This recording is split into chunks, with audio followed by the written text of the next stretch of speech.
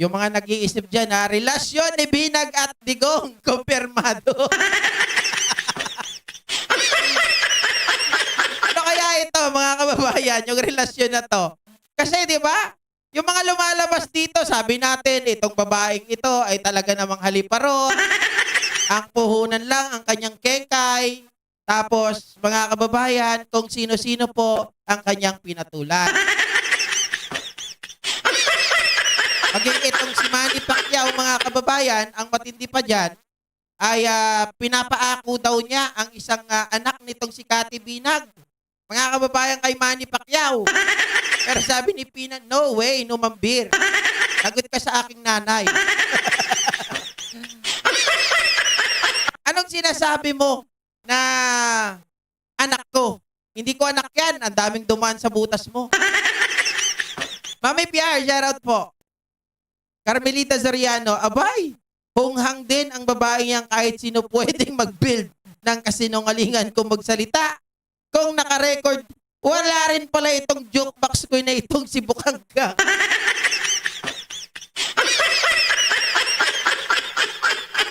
Grabe talaga sila mga kababayan. Eto, tingnan natin ang tunay na relasyon nitong si Cathy Binag at itong si Digonyo.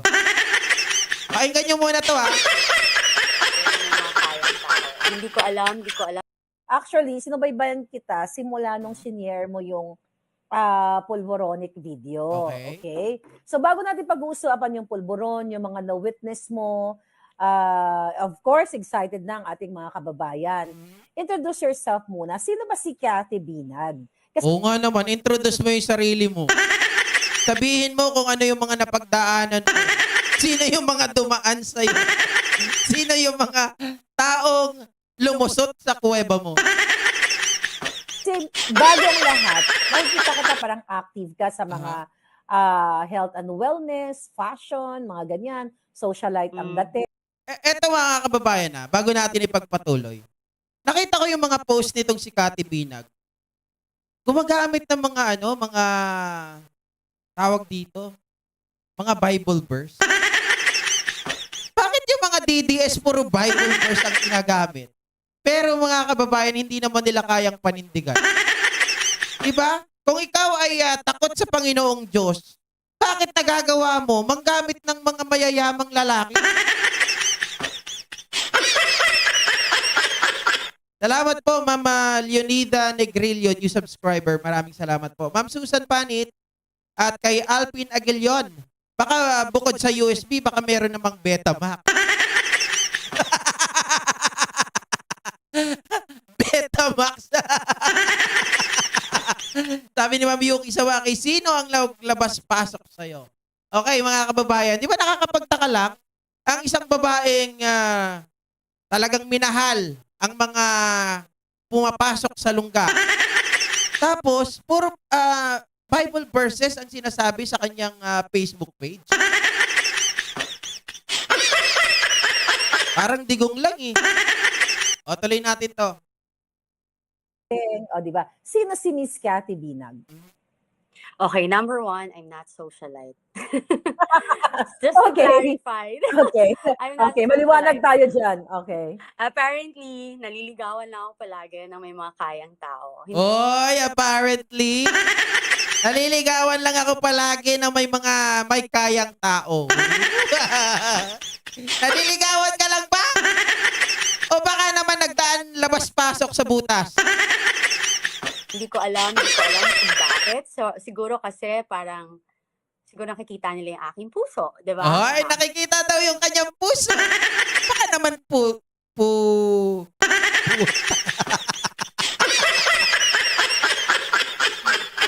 ba talaga yung nakikita o iba yung pinapakita mo? Ha? Sa silong ni Kaka, may taong nakabukaka. May pulis. Nakaabang sa lungga.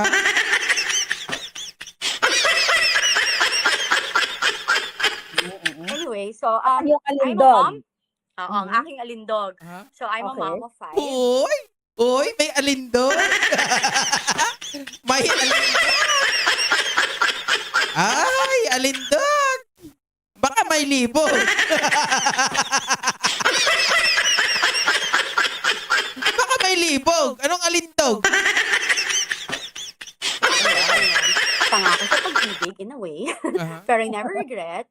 Then Uh-huh. yes, I'm into health and wellness and beauty. Then I have a fashion school before. I'm an image consultant and fashion stylist for celebrities and politicians dati. So hindi na lang natin pwedeng pangalanan yung sino yung mga nakatrabaho ko lang sa politics, right? So Yeah.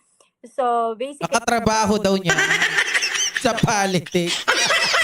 You're not into politics. Paano mo nakatrabaho sa politics? Baka nakatrabaho mo doon sa kama. Ulol ka pala eh. Ginagago mo pa kami, nakatrabaho mo sa politics? Are you in politics? Diba? Oy, huwag mo kaming ululin ha. Unang-una, hindi ka nasa politika. Ayaw ka lang pumapasok ngayon eh. Diba? Sa susunod yan, vlogger ka na. Pero noon, wala ka nakatrabaho sa politika dahil di ka nagtrabaho doon. Iba ang trinabaho sa'yo. Loko-loko. Tama po. Milestone ka loyal. Nakatrabaho sa bed. Ma'am Jocelyn, nakatrabaho daw niya sa kama.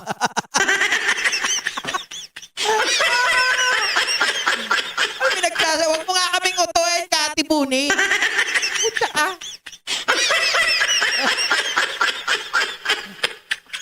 ganon siya. Then, yeah. Then, nagkaroon ako ng Wow. relasyon sa been like a decade for very, ano ito? Prominent. Prominent or Yeah. nasa politics din siya. Well, kilala ka naman. Kasi you know what, may mga nag-message kasi sa akin from Davao, na Miss Maharlika, kilala mo ba si Cathy Binag? Huwag na natin yan.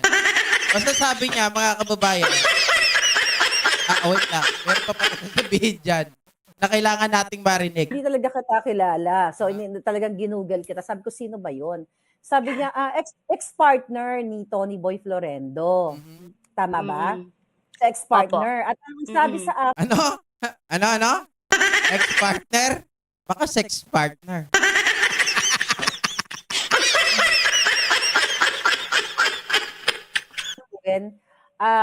si Tony Boy Florendo ay mga kaklase ni Marcos Jr. sa Polvoron session. Ayun! Tandaan nyo yan ha, mga kababayan ha. Si Tony Boy Florendo daw ay kasamahan ni Marcos Jr. sa Coke session. Ay, liwanag. Sinabi nila mga kababayan. Eto na naman tayo. Yari na naman si Digong dito. Yari na naman si Cathy Binag. Cathy, sabi ko sa'yo eh, huwag kang sasama dyan kay Maharlika. Masisira ang buhay mo. Sabi ni Lanlan, baka trinabaho niya. Alvin Aguilion kasi politiko ang mga nagbubuking sa Delna Villar, baka politiko, tinatrabaho niya. Baka nga. Diba? Baka katrabaho daw sa bukid, mga magagaling mag-araro. Paano ba sila kumain pag nag-aararo sila ay? Paano ba umararo?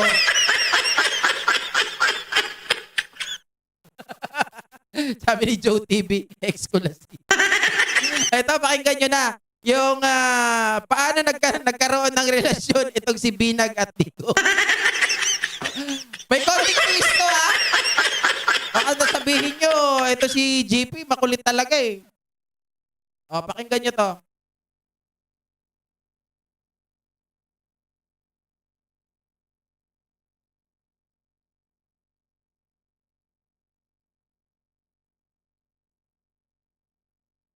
Hey.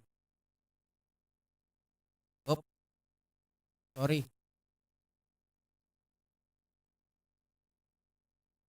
Kasi ang dami nang bumabanat sa akin. Tanga ko ba? Nagagawa pa ako ng kagagahan. So anyway, Oy, tanga pa daw siya. mayroon pa siya gagawing kagagahan. Ayun nga eh. Gagagaga ka na. Ako ang tingin ko ganun. And sana yung mainstream media, sana, magpahayag sila based on ano yung dapat para sa nakakarami sa mamamayang Pilipino. Uy, sino ka na ba para manawagan? Kilala ka ba? Parang wala nga nakakilala sa'yo. Kilala ka lang bilang isang bookie na nag-aantay ng aararo.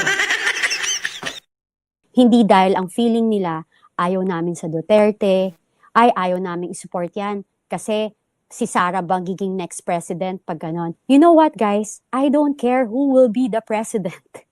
I don't care. All I wanted is like, mag-upo tayo ng tamang tao there. Oy! I don't care kung sino magiging president. What I care is mag-upo tayo ng matinong tao there. Ayop, mga kababayan, parang ganyan yung mga dati, yung mga estudyante ko. Yung mga estudyante ko sa call center ng mga aspirant. Yung mga piling marunong na sa English. Di ba? Ang gusto ko, all I want is mag-upo tayo ng matinong tao there.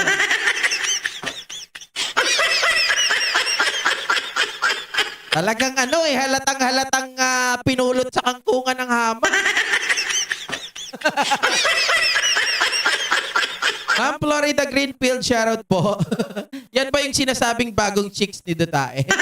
Hindi po. Wag yan ganyan, wag yung mga polvoronic, wag tayo napapaligiran ng mga, ano yun sabi mo, addictus benedictus, 'di ba? Parang, Okay, sabi mo ayaw mo nang napapaligiran tayo ng addictus benedictus Ay! Kakainin mo yan mamaya, ilalagay mo yan sa sa tahong mo. so, you know what? Imagine lang, kung isa sa pamilya nyo, ganyan. Okay.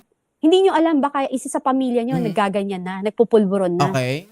Diba? So, what will you do? Parang, ito-tolerate nyo ba? Nalulungkot po ako para sa inyo. Okay, mga kababayan, sabi niya kapag pamilya mo nagkaganyan, ito-tolerate mo daw ba? Tandaan niyo yan Kung talagang may paninindigan kayo, at saka you're speaking the truth, sabi nga nila, ang mainstream media is para sa tao, para kung ano lang yung katotohanan. Ito po ako. Andito po ako. Hindi. Opo, nagtataya ako ng buhay. Teka. Ano nagtataya ng buhay? Ang nakataya lang sa'yo yung iyong tahong. Sabi ni Benjamin Fowler, hoy, bayarang troll. Sino ba sinasabihan mo? Si Cathy o ako? Kasi kung ako sasabihan mo ng bayarang troll, may troll bang ganito kagwapo? Nakikita niyo yung pagmumukha tapos troll? Pero si Cathy, yan troll na troll. Mukha pa lang Sabi niya, kayo mga mainstream media na nagbabalita ng katotohanan, nandito ako. Bakit? Sino maniniwala sa'yo, gaga? Diba? Joe TV nagtataya daw ng bukelya.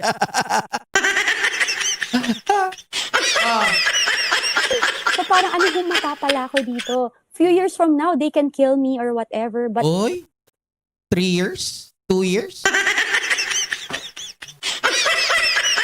Kung ako naman, ang lagi kong itanong, what's in it for me? Para ipapatay ka. Diba? May yamang ka ba? Wala. I believe that God will protect me. Uy, gamit na gamit si God. Pero nang nagpapararo, nasan si God? Ano yun? Nung nagpapararo, oh my God! Oh my God! Oh my God! Ganon?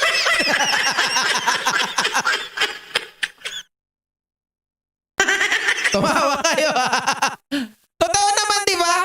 Kasi sabi niya, pag may hindi papayag si God na ako ay magurgur. Sabi niya, paano nung siya po ay nagpapaararo. Ano sinasabi niya? Oh my God! Oh my God! Oh my God! Ganon?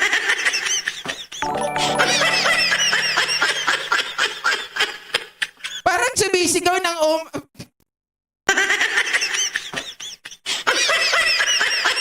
Grabe ka, GP, napakabastos mo.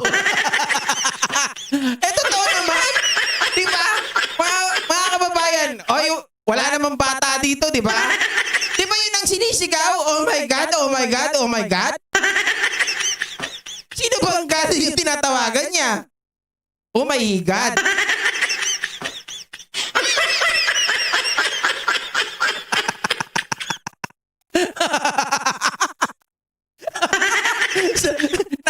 Nabuisit tuloy ako, sabi ni Ma'am Yuki Sawaki.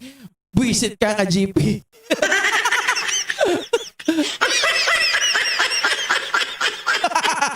GP, ang sakit na ng tiyan namin. Sabi ko sa inyo mas masarap dito mag-live sa bahay kaysa sa labas. Sa labas, limitado yung cellphone ko, hindi tumatagal. Pagdating dito, unlimited tawa. Di ba? Sabi ni Justoni Velasquez, huwag gamitin ang Diyos sa walang kabuluhang salita. Kati-kati. Kala ko ako pinagalitan eh. Diba, mga kababayan, nakakabuisit kasi. Gagamitin yung God, lahat Proverbs, kung ano-ano. Nakikita ko dun sa kanyang post. Kaya pala sabi ko, ano kayo sinasabi nito? Nang binabanatan siya ng mga nag-umaararo sa kanya. Oh my God! Oh my God! Oh my God! Malapit na!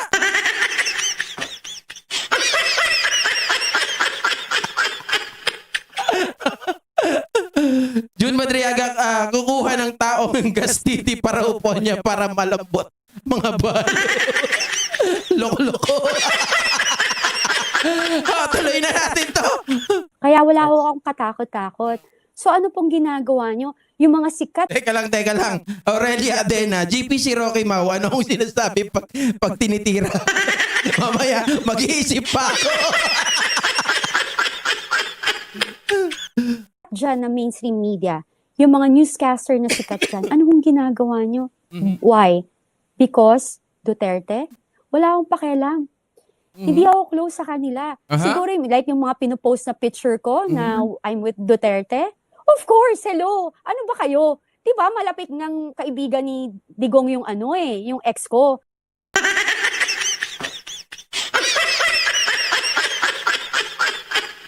Malapit daw na kaibigan ni Digong yung ex niya. Patay na naman, Maharlika. Sabi nyo nung nakaraan, sabi mo kanina, 'di ba? Katropa sa Polboronic, sa pagkukok, yung ex ni Cathy, nitong mga Marcos. Tapos, siya ang umaamin na close daw si Duterte at yung kanyang ex. So, paano yan? Mga kababayan, weak talaga tong si Duterte. Bakit? Ibiruin mo. Sabi nyo, adik itong si Tony Boy. Bakit hindi pinahuli? Bakit hindi tinukhang ni Duterte? Ano, mahina ang radar? Si PBBM, alam na nagkukok? Tapos si Tony Boy, ayaw? Ano, dahil binigyan ng 75 million? Ganun ba yun?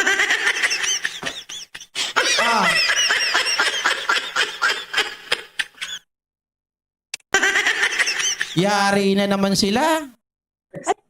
Of course, hello. Ano ba kayo?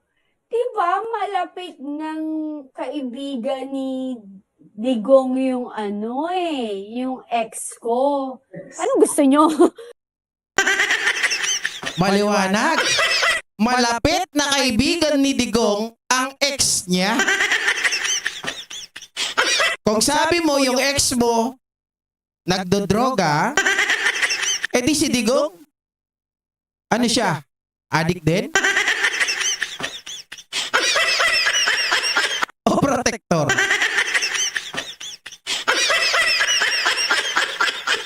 So lahat ba kayo, lahat na may picture kay Digong, troll niya na, or bayaran niya na, or what. Teka, Antonio Rafael, anong sabi mong tama? Sabi ni Cathy, maraming lalabas na bayarang vlogger para siraan siya. Teka, may sisirain ba? Oh my God. Wasak na yan eh. Wala nang sisirain. Sarili niya, sinisira niya dito eh. Kinokontra niya yung mga sinasabi niya. Noong una, sabi niya, etong ex niya ay kaibigan ng mga Marcos. Ngayon umaamin, malapit na kaibigan daw ito ni Digo.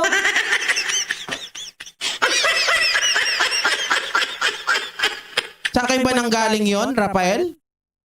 Hindi, di ba? Sa kanya nanggaling yon. Oh, paano ba yan? Ha? Sa kanya nagsabi. Sa kanya nagmula. Di ba? Oy, sabi ni Jesus, so, totoo. Vlogger na to. Bayaran ni PBBM. Kala bayaran ba ako? Kung magbabayad sa akin, tatanggapin ko. Diba? 51 billion ba? Just me, Marimar, makabayan. Makabayan. Ganda pa naman ang pangalan, Jesus. Pero kamping kape doon sa, oh my God! Oh my God! Oh my God! Lahat naman kayo may picture din. Ano ba? Let's be realistic here. Diba? Alam mo yun? Kasi dami. Sunog kasi kayo. Mismong si Cathy, sinusunog yung sarili. Paano Makati? Diba? Tama, Ma'am Marina Sanchez. Sabi nga, ang isda, nauhuli sa sariling bunganga. Oh. Wala na eh. Huling-huli na. Sabi ni Naksu, demonya dapat ang name nito. Cora Vidal, shoutout po. Rene Briones watching. Magandang hapon. Okay, so mga kababayan, ayan ha. Baka ma-misinterpret ng iba. Yung sinasabi ko po dyan, yung relasyon ng kanyang ex-boyfriend kay dating Pangulong Duterte ay malapit na magkaibigan. Tapos, hindi pinahuli. Kung totoo na sinasabi nila, addictus benedictus. At yung sinasabi niya kanina, na kayo ba matatanggap ninyo na isang mahal nyo sa buhay? Di ba? Oh, minahal niya daw si Tony Boy. Pero mga kababayan, 10 years ago, nung nahuli daw niya na pumunta siya doon sa isang lugar na niyaya siya nitong si F. Elisa. Who are you nga? At do you want?